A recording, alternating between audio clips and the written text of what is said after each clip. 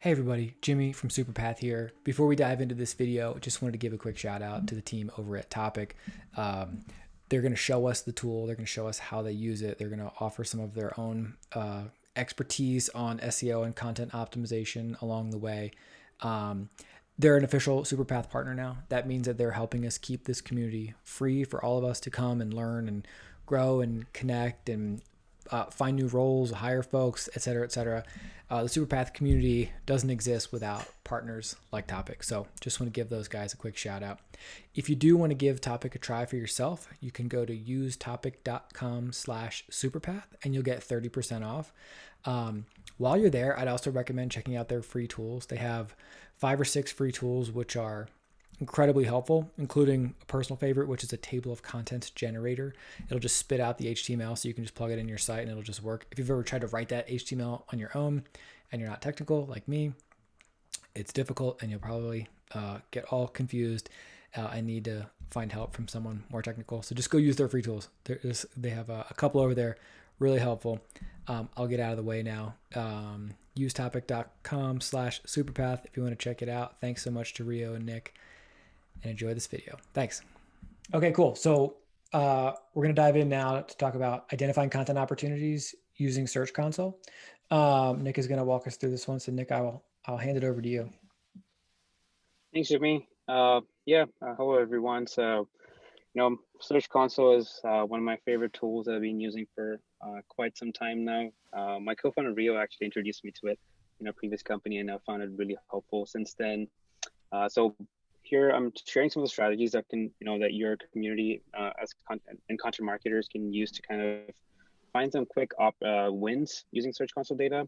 So the main goal of this session is to kind of help you identify new content ideas and also figure out some optimization opportunities so that you can get those quick wins.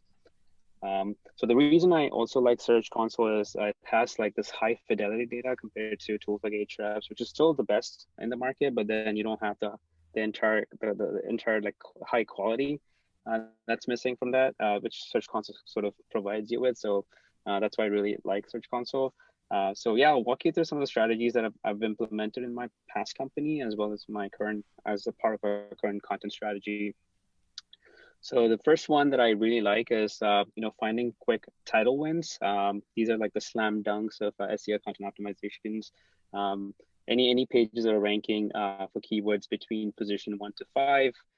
You can squeeze out some really good wins by optimizing the title or meta description. I know Google extracts meta description on the fly, but still, it's something that's worth experimenting with. So the filter that I usually use in Search Console is, going to Search Console and checking for queries that have a CTR lower than a certain percentage. So I would go in here. Let me click on the CTR. Does the CTR, does that certain percentage depend on like performance, kind of like average performance for that site? Or is there like one benchmark that kind of like applies to everybody? That's a good question. So I think to keep it simple, I mean, you can go really granular, but to keep it simple, you can use the average CTR as a benchmark and then Got it. figure out some opportunities. And if you're not able to find any, then you could really go granular by exporting this data and then having benchmarks based on the position. I think there's a study that says that position X has a certain percent CTR, so you could use that as well. But for simplicity, I use the average CTR, so that's just easy on our end. Got it. Cool. So I would filter out any CTR queries that are less than less than the average. So these are some of the queries that have really low CTR compared to the average position. So the next step here would be to kind of opening up each one of these queries in Google and seeing what the titles, how your content's ranking. The other thing that I forgot to mention is you should also only consider keywords that have a position between less than 5, so smaller than 5 or 6.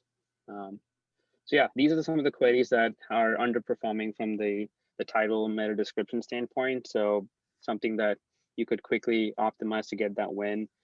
So some tips that I have for changing those titles are, having questions in your titles.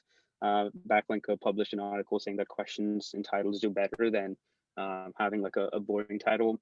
The other quick win is to just, if there's a wrong year in the title tag, just changing it to updating it to the current year. So like SEO tips for 2020, you should update it to 2021. Also having some long tail keywords in there. So for example, if you search for SEO tips, I mean, if you have an article with a title that's like 10 SEO tips, it's not gonna, it's pretty generic and broad. So maybe you should try adding in some long tail keywords like SEO tips for beginners or SEO tips for small businesses if your article is talking about small businesses. So this way you get the benefit of ranking for the long tail keywords as well as, as well as kind of aiming for the broader keyword as well. So those are some of the tips that you can quickly implement to start getting those wins. I would recommend making a change and monitoring it for 3 weeks, because that's the time frame that you could get some statistical data.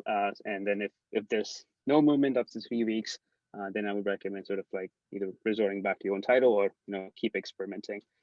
So this is a quick title wins that we've seen our customers and ourselves get some quick traffic increase by implementing this. That's awesome. I love it.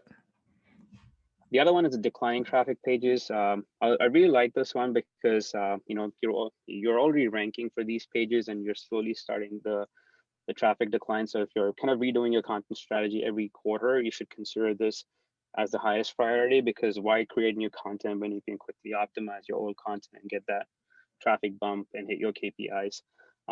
So I really like this one. So I would start with, I would prefer quarter over quarter instead of month over month, because month is too short. You have like trends and seasonality involved in month to month, but quarter over quarter is kind of like a good kind of a benchmark to have. And then I would start analyzing why the pages are declining. I would then sort by impressions first and then start analyzing why the pages are declining. And there are a couple of factors that usually contribute to the traffic decline. One is Google changing their update. So with their, Google, when they rolled out the BERT update, they were able to understand the queries better, and they started surfacing relevant content for those queries. So that caused a lot of people's content to decline. So you need to kind of factor that in when you're analyzing these pages. The other one is SERP competition. You have new players coming up in your SERP and sort of creating better content and encroaching your territory. So that's one factor that you should consider. I think Ahrefs in their tool it shows you a graph of like who's actually trending up and who's trending down for the last 6 months. It's pretty awesome. You should try that out. And it just, sorry.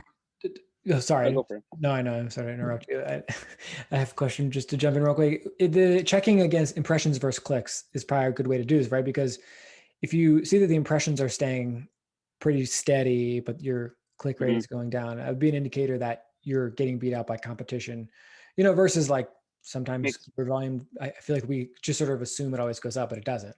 Like sometimes keyword volume does decline. And like seasonality is another one, which, in my experience, there's like the obvious seasonality associated with like,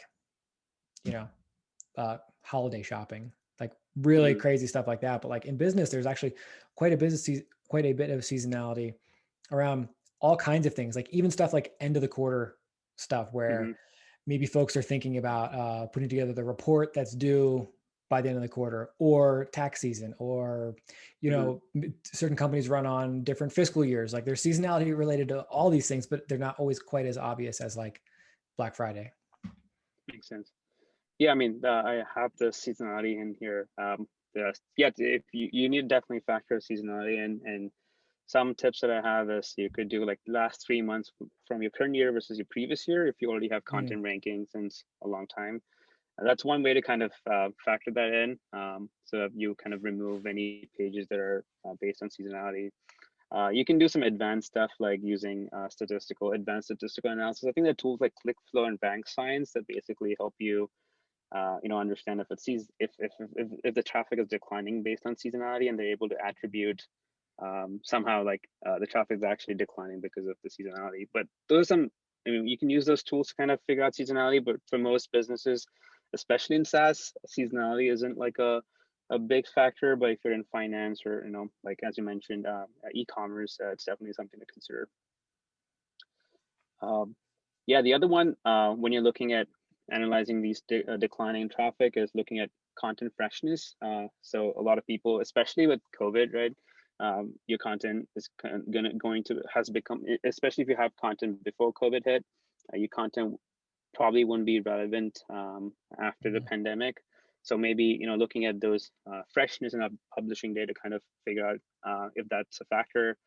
The other one is content relevancy, and this is on my previous point, adding to my previous point. Like if you search for like travel to Hawaii before COVID, you would probably see a different type of content ranking. And when you do the search right now, where COVID is a big factor for people traveling to Hawaii, so that's how you probably need to kind of fill in those content relevancy gaps. And tools like Topic or other content optimization tools like Market Muse and ClearScope are ones that could kind of help you, make your content stay relevant.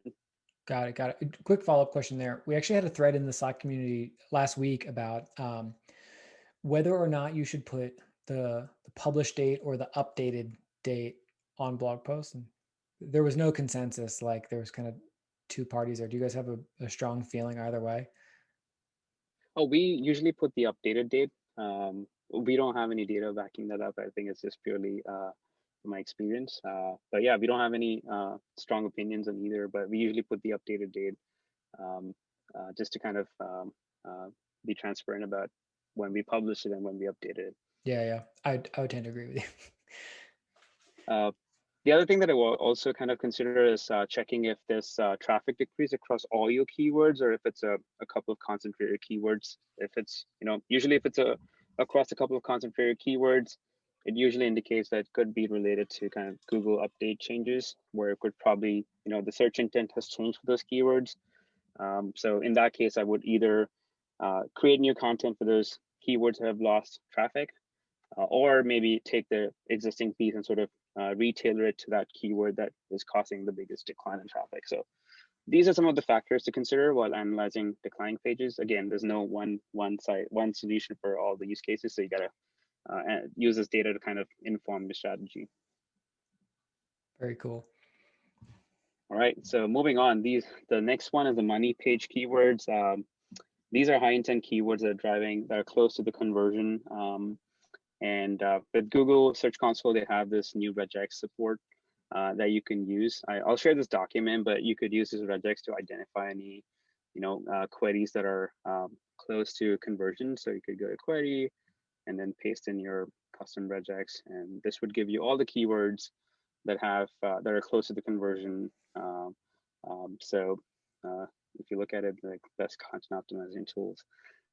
So the strategy here for me, if I were the one who's analyzing it, I would, if the keyword is ranking between position 20 and 50, usually page 3, 4, and 5, it usually means that I need to create new content because the content that's showing up for this keyword is not probably relevant. So I would create new content for these keywords, and these are some expansion opportunities that I would I would think them as expansion opportunities. And for any keywords that are in the striking distance, which is usually 8 to 20, like end of page 1 or in page 2, I would update the content and prioritize my optimization for these keywords. So that's some guidelines to kind of optimize your content or create new content for your money page keywords.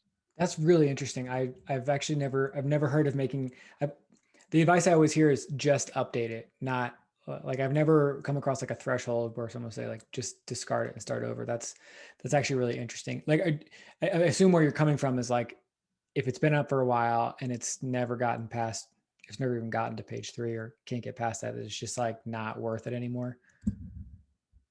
That's correct. Usually from our experience, what we've seen is we have these, usually these keywords hidden in page 2 and 3 or page 3 and 4.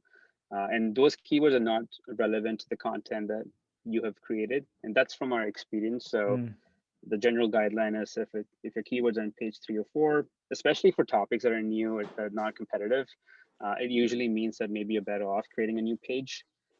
Again, it's all, this is high level. It all changes depending on every page, but this is just high level guidelines.